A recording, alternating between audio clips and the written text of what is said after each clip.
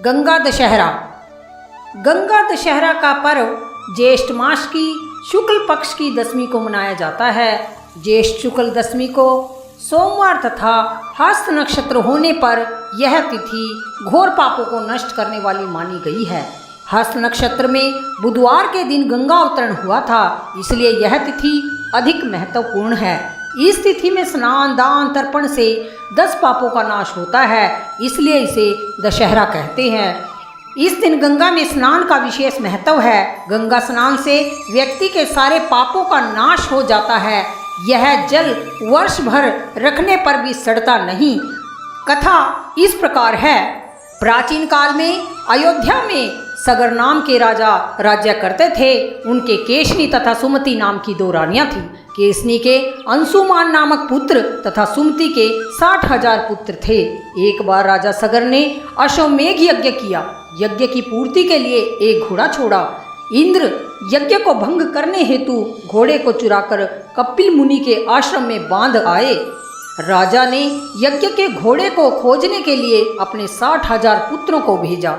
घोड़े को खोजते खोजते वे कपिल मुनि के आश्रम में पहुंचे तो उन्होंने यज्ञ के घोड़े को वहां बंधा पाया।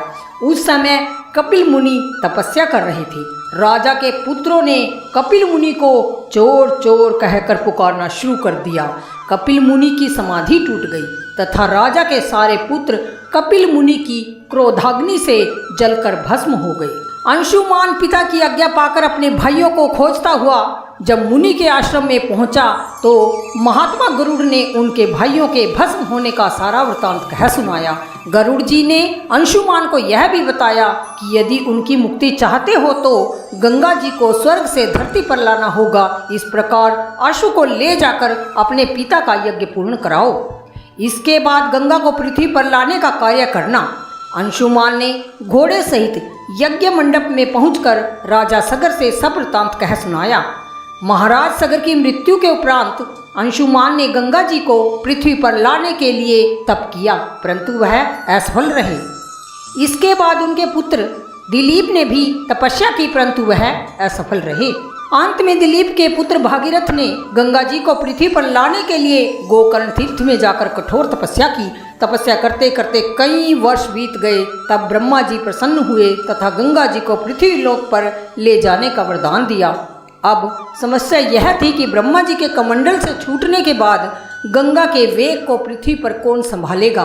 ब्रह्मा जी ने बताया कि भूलोक में भगवान शंकर के अतिरिक्त किसी और में यह शक्ति नहीं है जो गंगा के वेग को संभाल सके। इसलिए उचित यह है कि गंगा का वेग संभालने के लिए भगवान शंकर से अनुग्रह किया जाए। महाराज भागीरथ ने एक अंगूठे पर खड़े होकर भगवान शंकर की आराधना की। उनकी कठोर तपस्या से प्रसन्न होकर शिवजी गंगा को अपनी जटाओं में संभालने के लिए तैयार हो गए। गंगा जी जब देवलोक से पृथ्वी की ओर बढ़ी तो शिवजी ने गंगा की धारा को अपनी जटाओं में समेट लिया।